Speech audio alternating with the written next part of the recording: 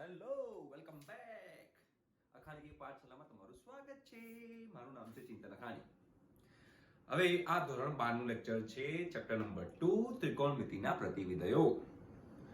જો તમારે અમારી સાથે જોડાવવું હોય તો તમારે શું કરવાનું છે, નીચે ડિસ્ક્રિપ્શન બોક્સમાં અમે એક WhatsApp ગ્રુપની લિંક મૂકેલી છે.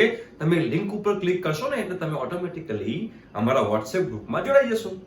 જો તમને અમારા લેક્ચર ગમતા હોય તો તમે એમાં જોડાઈ શકો છો અને અમારી ચેનલ સબસ્ક્રાઇબ કરી શકો છો, લાઈક કરી શકો છો અને શેર કરી શકો છો. ઠીક છે? આખું 12મું ધોરણ અહીં આપણે વન બાય વન ચેપ્ટર લઈને છેલ્લે ગુજસેટની પણ આપણે પ્રિપેરેશન કરાવીશું. એટલે તમારે 12મા ધોરણના મેથ્સની કોઈ ચિંતા કરવાની જરૂર પડે નહીં. ઠીક છે? તો આજે આપણે જે કરવાના છીએ એ લાસ્ટ લેક્ચરમાં સ્વાધ્યાય 2.2 ના જે બાકી રહેલા દાખલા જે છે એનું ડિસ્કશન આપણે આજે અહીંયા કરશું. ઠીક છે? આશા રાખું છું કે ગયા લેક્ચરનું તમે લોકોએ રિવિઝન કરી નાખ્યું હશે અને દાખલા તમે ગણી નાખ્યા હશે. તો હવે ચાલુ કરીએ. ચાલો, ખુરશીની પીઠી બાંધી લો, પ્લેન ટેક ઓફ થશે. ઓકે, તો હવે એમાં સ્વાધ્યાય 2.2 માં 11મો દાખલો NCERT બુકની વાત કરી રહ્યા છીએ આપણે. તો એ દાખલો 11મો દાખલો કંઈક આવો છે. શું છે ભાઈઓ? તો કે tan inverse કૌંસમાં 2 cos હજુ 2 sin inverse 1/2 કૌંસ પૂરો આનું મૂલ્ય શોધવાનું કીધું છે આપણને. ચલો, તો ઓકે, તો પહેલા આપણે જે અંદર જે છે ને એની વાત કરી લઈએ. તો અંદર શું છે? તો કે ભાઈ sin inverse 1/2 છે. તો sin inverse 1/2 ને શું કહેવાશે? તો એ તો બધાને ખબર છે કે એને π/6 કહેવાય. તો આની જગ્યાએ હું π/6 મૂકી શકું. તો ચલો મૂકો. તો કે ભાઈ tan inverse કૌંસમાં 2 cos 2 આ જે sin inverse 1/2 છે એની જગ્યાએ π/6 મૂકી શકાય. અને કેમ મૂકી શકાય એ સ્વાધ્યાય 2.1 માં આપણે ઓલરેડી શીખી ગયેલા છીએ. બરાબર છે? હવે ગયા જન્મમાં જે શીખેલી વસ્તુ છે તમને યાદ હોવી જોઈએ. બરાબર? રિવિઝન કરતા રહેવાનું, બાકી daawpaani.com થઈ જશે. જો હવે અહીંયા આગળ બે ભાગ ચાલે તો 2 તરી 6 થાય. તો હવે બીજું સ્ટેપ શું આવશે? તો બીજું સ્ટેપ કઈક આવું આવશે. ભાઈ tan inverse 2 cos π/3 કૌંસ પૂરો. ઓકે, તો હવે અહીંયા આગળ આપણે જોઈએ તો cos π/3 ની વેલ્યુ શું થાય? ભાઈ cos π/3 ની વેલ્યુ પણ તમને ખબર હોવી જોઈએ ભાઈઓ, માથાકૂટ ના જોઈએ, એ તમને ખબર હોવી જોઈએ. તો ભાઈ cos π/3 ની વેલ્યુ 1/2 થશે. કેટલી થશે? 1/2. ચલો એ પણ મૂકી દઈએ. તો કે ભાઈ tan inverse કૌંસમાં 2 એટલે cos π/3 એટલે કે 1/2 કૌંસ પૂરો. અગેન અહીંયા બે ઘર ભેગા બાય બાય કહી દીધું. તો tan inverse શું આવ્યું? તો tan inverse 1 જેને કહેવાય π/4. તો ભાઈ તમારો જવાબ છે π/4. 11મો દાખલો પતી ગયો. કેટલો ડિફિકલ્ટ, ખૂબ જ ડિફિકલ્ટ દાખલો હતો. ઈઝી હતો ને? ઓકે, ચલો તો 12મો દાખલો કરીએ. ઓકે, તો હવે દાખલો નંબર 12 તરફ આપણે પ્રયાણ કરીશું. બરાબર છે? ચલો, દાખલા નંબર 12 શું કહે છે? ભાઈ cot કૌંસમાં tan inverse A plus cot inverse A નું મૂલ્ય શોધો. તો અહીંયા તો આપણે પેલો જે ગુણધર્મ શીખ્યા હતા એ ગુણધર્મ બધાને યાદ હોવો જોઈએ કે ભાઈ tan inverse x વત્તા cot inverse x π/2 થાય. તો x હંમેશા x હોવું એ જરૂરી નથી, એ હોય તો પણ ચાલે. એનો મતલબ કે જે tan inverse a વત્તા cot inverse a જે છે એની જગ્યાએ હું π/2 મૂકી શકું તો મૂકી દો. તો ચલો શું થશે? તો નેક્સ્ટ સ્ટેપ થશે મારું cot, આની જગ્યાએ મારે મુકાય π/2 અને cot π/2 નું મૂલ્ય તો 0 છે. તો cot π/2 નું મૂલ્ય 0 છે. તો મારો તો અહીંયા આગળ જવાબ આવી ગયો. બે સ્ટેપનો દાખલો, ડેન્જર. તો 12મો દાખલો બધાને આવડી ગયો હશે હવે? હા, આવડી જવો જોઈએ. બરાબર? ચલો તો હવે 13મો દાખલો કરીએ. બરાબર? 13મો દાખલો ફટાફટ, બહુ સિમ્પલ દાખલા છે, સેજ મગજ દોડાવો એટલે આવડી જાય. જો tan inverse અહીંયા 1/2. ઓકે, અને કૌંસની અંદર શું છે? તો કૌંસની અંદર sin inverse 2x છેદમાં 1 plus x² એવું છે. બરાબર છે? અને વત્તા cos inverse અને કૌંસની અંદર છે 1 minus y² છેદમાં 1 plus y² કૌંસ પૂરો અને છેલ્લે કૌંસ પૂરો. આવો દાખલો છે. બરાબર છે? હવે આ દાખલાનો જવાબ કેવી રીતે લાવો? તો અગેન તમને આમાં 11મા ધોરણના સૂત્રો આવડતા હોવા જોઈએ. જો તમને સૂત્રો નહીં આવડતા હોય તો daawpaani.com થઈ જશે. સૂત્રો કયા? તો તમને કદાચ ખબર હોવી જોઈએ કે ભાઈ 2 tan થીટા છેદમાં 1 plus tan square થીટા જે હોય એને શું કહી શકાય? ગોતી કાઢો, તમને ખબર પડી જશે. ચલો, શું કહી શકાય મને કહો? 2 tan થીટા છેદમાં 1 plus tan square થીટા જે છે તો એને મારા ખ્યાલથી sin θ કહી શકાય. સાદું આપો જો 2 sin θ ભાગ્યા cos θ બરોબર છે. અહીંયા 1 plus sin square θ upon cos square θ. આ સાદું આપો શું થાય તો જો અહીંયા આગળ ઉપર થશે 2 sin θ છેદમાં cos θ અને જે cos square θ નો લસા લઉં તો cos square θ વત્તા sin square θ છેદમાં cos square θ અને સાદું રૂપ આપશો ને તો sin 2 θ આવશે. શું આવશે sin 2 θ એટલે કે 2 tan θ upon 1 plus tan square θ ની જગ્યાએ sin 2 θ મૂકી શકાય. આ 11મા ધોરણના સૂત્રો છે જે તમને ખબર હોવા જોઈએ. અને એ જ રીતે અહીંયા આગળ 1 minus tan square θ upon 1 plus tan square θ જે હોય એની જગ્યાએ cos 2 θ મૂકી શકાય. આ બધા સૂત્રો તમને મગજમાં હશે ને તો તમને દાખલા બહુ ઈઝી લાગશે. બરાબર. જો તમને આ બે સૂત્રો ખબર હોય તો તમને ખબર પડી જાય કે દાખલામાં શું કરવાનું. તો આ દાખલામાં x બરાબર tan θ ધારી દો અને y બરાબર tan phi ધારી દો એટલે આમાં દાખલો ત્યાં આગળ પૂરો થઈ ગયો. જો કેટલો સિમ્પલ દાખલો થઈ જાય. તમને ખાલી સૂત્રો ખબર હોય તો એના આધારે તમને દાખલો સોલ્વ કરતા આવડી જાય. ખૂબ જ સિમ્પલ રીતે. શું તો કે આ દાખલામાં આપણે હું x બરાબર શું ધારીશ તો કે ભાઈ tan θ ધારીશ અને y બરાબર શું ધારીશ તો કે ભાઈ tan phi ધારીશ. બરાબર. અને બધું મૂકો આની અંદર તો શું થશે તો કે ભાઈ tan inverse 1/2 tan inverse 1/2 અહીંયા આગળ શું આવશે તો કે ભાઈ sin inverse 2 tan θ upon 1 plus tan square θ. બરાબર. અને વત્તા cos inverse 1 minus tan square phi છેદમાં 1 plus tan square phi કૌંસ પૂરો. ચાલો તો હવે જે 2 tan θ upon 1 plus tan square θ જે છે એની જગ્યાએ હું sin 2 θ મૂકી શકું અને 1 minus tan square phi upon 1 plus tan square phi જે છે એની જગ્યાએ હું cos 2 phi મૂકી શકું. તો મૂકી દો. નેક્સ્ટ સ્ટેપમાં આપણો એ જવાબ આવશે કે ભાઈ tan inverse 1/2 કૌંસમાં sin inverse કૌંસમાં sin 2 θ વત્તા cos inverse cos 2 phi. ખૂબ જ સિમ્પલ દાખલો છે. ચલો તો હવે sin inverse sin ઉડી જશે, cos inverse cos ઉડી જશે. તો શું બચ્યું અહીંયા આગળ તો કે ભાઈ tan inverse 1/2 કૌંસમાં શું થાય બોલો કૌંસમાં 2 θ વત્તા 2 phi. ઓકે ચલો તો હવે એમાં 2 θ વત્તા 2 phi માંથી 2 સામાન્ય કાઢું શું થાય તો કે ભાઈ tan inverse 1/2 ગુણ્યા 2 સામાન્ય કાઢ્યું તો θ + phi. ઓકે હવે ત્યાં ક્લિયર થઈ ગયું હશે. તો હવે જો અહીંયા આગળ દાખલો ગણું તમને વધારે ક્લિયર થઈ જાય. તો જો હવે અહીંયા આગળ 2 સામાન્ય કાઢ્યું ને તો એ 2 અહીંયા કટ થઈ જશે. તો શું બચ્યું અહીંયા આગળ તો અહીંયા tan inverse θ + phi બચ્યું. હવે જો θ બરાબર શું લખાશે તો θ બરાબર લખાશે tan inverse x અને phi બરાબર શું લખાશે tan inverse y. એટલે કે અહીંયા x બરાબર tan θ છે અને y બરાબર tan phi છે. તેનો મતલબ કે θ બરાબર tan inverse લખાય અને phi બરાબર tan inverse y લખાય. તો અહીંયા મારે શું લખવું પડશે ભાઈઓ tan inverse x વત્તા tan inverse y આવું મારે લખવું પડે. ક્લિયર.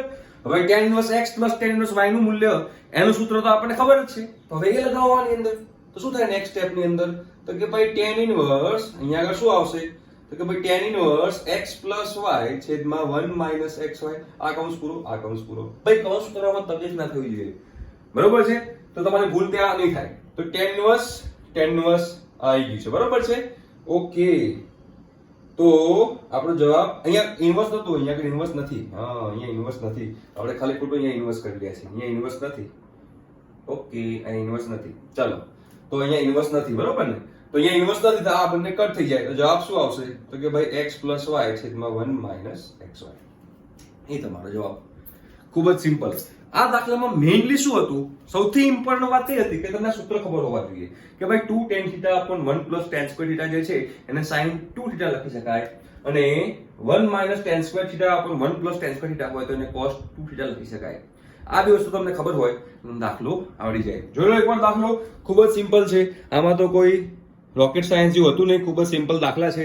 બરોબર છે. ચલો હવે એના પછીનો દાખલો જોઈએ. ખૂબ જ સરળ દાખલો છે એના પછીનો પણ. હવે હું પૂછી નાખું છું. ચાલો ફટાફટ. ઓકે તો હવે આની અંદર આપણે વાત કરીશું. કોની વાત કરશું તો 14મો દાખલો આયા આપણે. હવે 14મો દાખલો ખૂબ જ સારો દાખલો છે. ભાઈ ધ્યાનમાં રાખજો. sin કૌંસમાં sin inverse 1/5 વત્તા cos ઇનવર્સ x, બરોબર છે, બરાબર 1 હોય તો ભાઈ x ની કિંમત શોધો. આ આપણો દાખલો છે. ઓકે, તો આ દાખલાને આપણે કેવી રીતે ગણવું જોઈએ? ખૂબ જ ધીમે ધીમે 1 by 1 સ્ટેપ બાય સ્ટેપ આપણો દાખલો ગણશું. ખૂબ જ સિમ્પલ છે. ચલો, તો અહીંયા તો પહેલા તમને sin આલ્ફા, અહીંયા જો આ આલ્ફા કહીએ આને બીટા કહીએ, તો આ sin આલ્ફા પ્લસ બીટા જેવું નથી? sin આલ્ફા પ્લસ બીટા જેવું. sin આને આલ્ફા કહું આને બીટા કહું તો sin આલ્ફા પ્લસ બીટા જેવું મને કંઈ દેખાઈ રહ્યું છે. ઓકે, તો હવે મને sin આલ્ફા પ્લસ બીટા નું મૂલ્ય ખબર છે ભાઈ. સૂત્ર sin આલ્ફા cos બીટા વત્તા cos આલ્ફા sin બીટા. આ સૂત્ર છે, તમે ભણેલા જ છો 11મા ધોરણમાં, બરોબર છે. આ ચેપ્ટરમાં 11મા ધોરણના સૂત્ર તમારો પીછો નહીં છોડે, એટલે એવું હોય તો એકવાર રિવિઝન કરી લેજો. ચલો, તો અહીંયા આગળ આપણે કરીએ sin આલ્ફા પ્લસ બીટા સૂત્ર લગાવીએ તો sin આલ્ફા, તો sin inverse 1/5 cos inverse x, sin alpha cos beta, બરાબર, આ આલ્ફા છે બીટા છે. ઓકે, વત્તા, ચલો વત્તા શું કરશું હવે? હવે cos આલ્ફા, તો cos sin ઇનવર્સ 1/5 વત્તા, સોરી વત્તા શું વચ્ચે ગુણ્યા આવશે, ગુણ્યા sin cos ઇનવર્સ x બરાબર 1. જો sin આલ્ફા cos બીટા વત્તા cos આલ્ફા sin બીટા થઈ ગયું. ઓકે, તો જો અહીંયા sin ઇનવર્સ કટ, તો અહીંયા શું બચ્યું? 1/5.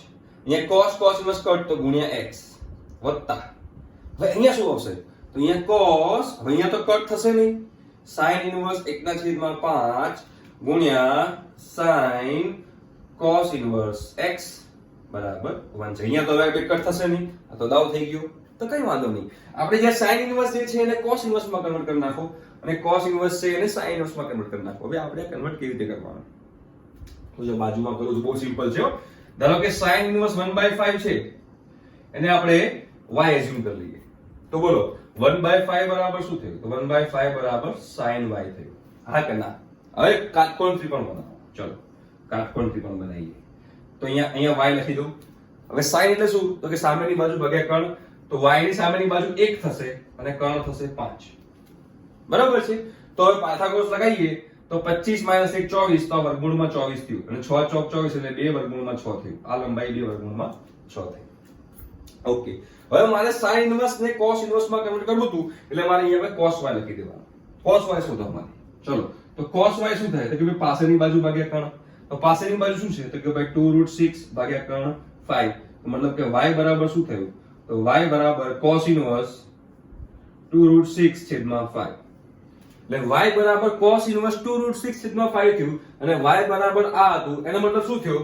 એનો મતલબ કે sin ઇનવર્સ 1/5 જે હોય એ બરાબર cos ઇનવર્સ 2√6 છેદમાં 5 થાય, બરાબર છે. એનો મતલબ કે અહીંયા જે નેક્સ્ટ સ્ટેપ આવશે એમાં શું થશે? તો કે x/5 નું x/5 વત્તા cos, આ જે sin ઇનવર્સ 1/5 છે એની જગ્યાએ હું cos ઇનવર્સ 2√6 છેદમાં 5 કરી નાખીશ અને કૌંસ પૂરો કરી નાખીશ, બરાબર છે, ગુણ્યા. ચલો, હવે જેવી રીતે મેં આ sin ઇનવર્સ ને cos ઇનવર્સ માં કન્વર્ટ કર્યું, એવી રીતે આ cos ઇનવર્સ ને મારે sin ઇનવર્સ માં કન્વર્ટ કરવું પડશે, કેમ કે બહાર sin છે, બહાર sin છે, તો અંદર sin ઇનવર્સ હોય તો sin ઇનવર્સ ઉડી જાય. as simple as that. આમાં કોઈ મોટું રોકેટ સાયન્સ નથી. તો પાછું હવે અહીંયા આગળ ફરીથી હું કાટકોણ ત્રિકોણ બનાવું, કાટકોણ ત્રિકોણ, અને હું ધારો કે cos ઇનવર્સ x જે છે એને ફરીથી y એઝ્યુમ કરું, તો x બરાબર cos y ના થાય?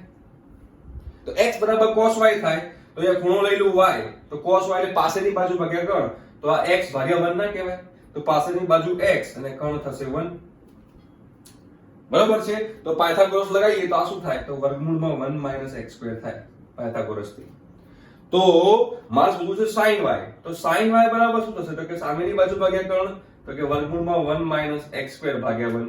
માટે y બરાબર શું થાય? તો કે ભાઈ માટે y બરાબર થાય sin ઇનવર્સ વર્ગમૂળમાં 1 - x². ક્લિયર? બરાબર, આ y બરાબર આ થયું, અને y બરાબર cos ઇનવર્સ x હતું. એનો મતલબ શું થયું? જે cos ઇનવર્સ x છે એની જગ્યાએ હું sin ઇનવર્સ વર્ગમૂળમાં 1 - x² મૂકી શકું. એનો મતલબ અહીંયા આગળ હવે હું ઘૂસી નાખું આ, એનો મતલબ કે અહીંયા sin છે તો sin રાખું, અને cos ઇનવર્સ x ની જગ્યાએ હું sin ઇનવર્સ વર્ગમૂળમાં 1 - x² લખી નાખું બરાબર 1.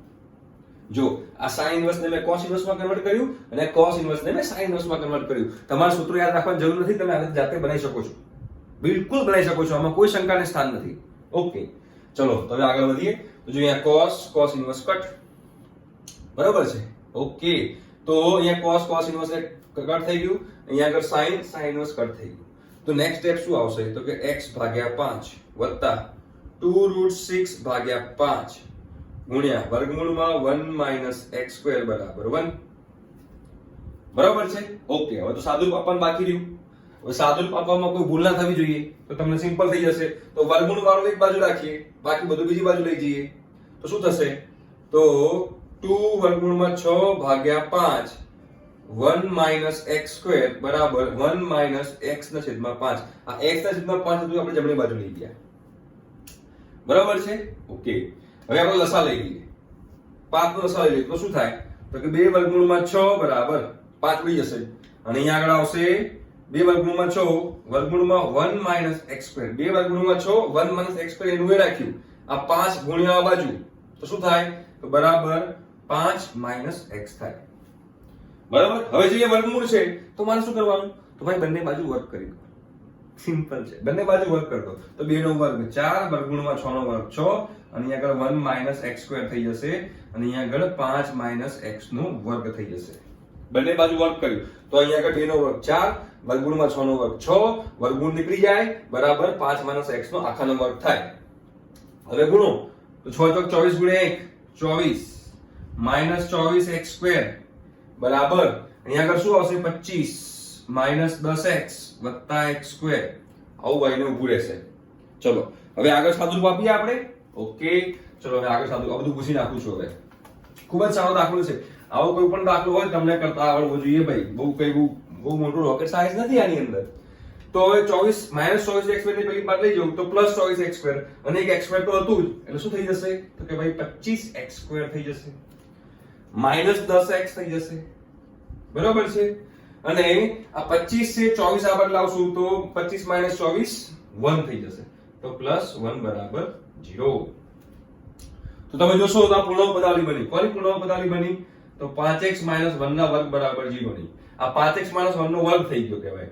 તો અહીંયા 5x 1 બરાબર 0, તો 5x બરાબર 1, તો કે ભાઈ x બરાબર 1 ના છેદમાં 5. આ તમારો જવાબ થઈ ગયો. ખૂબ જ સિમ્પલ દાખલો હતો.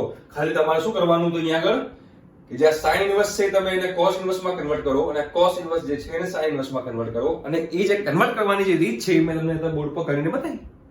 તમે એવી રીતે કરી શકો છો. બરોબર. સૂત્ર યાદ રાખવાની જરૂર છે જ નહીં આની અંદર. ઓકે, તો અહીંયા આગળ જે 14મો દાખલો હતો એ આપણે અહીંયા આગળ કમ્પ્લીટ કર્યો. ઓકે, તો 15મો દાખલો લઈએ ફટાફટ. ચલો હવે 15મો દાખલો તરફ પ્રયાણ કરશું આપણે. બહુ મજા આવશે. ખૂબ જ સિમ્પલ દાખલા છે આ બધા, એકદમ પકલું જેવા. ચાલો ફટાફટ 15મો દાખલો જોઈએ આપણે. તો 15મો દાખલો શું કહે છે?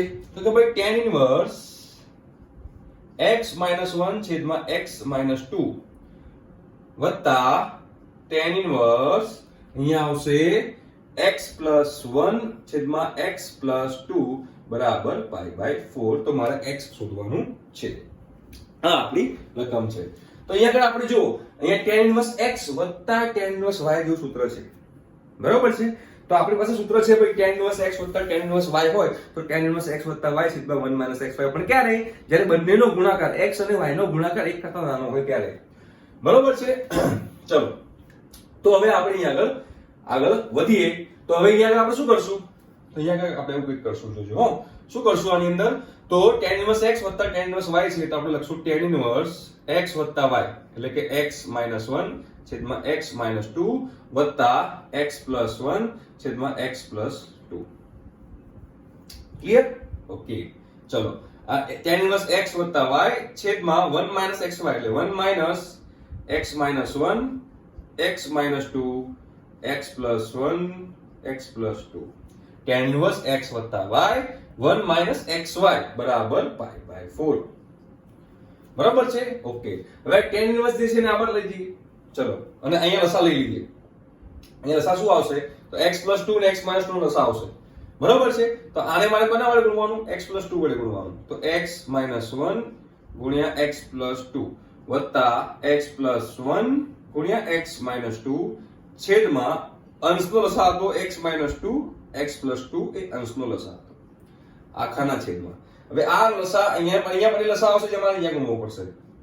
તો શું થશે x minus 2 x plus 2 minus x minus 1 x plus 1 આખાના છેદમાં x માઇનસ 2 x પ્લસ 2 અને tan ઇન્વર્સ આ બાજુ જાય tan pi by 4 થાય.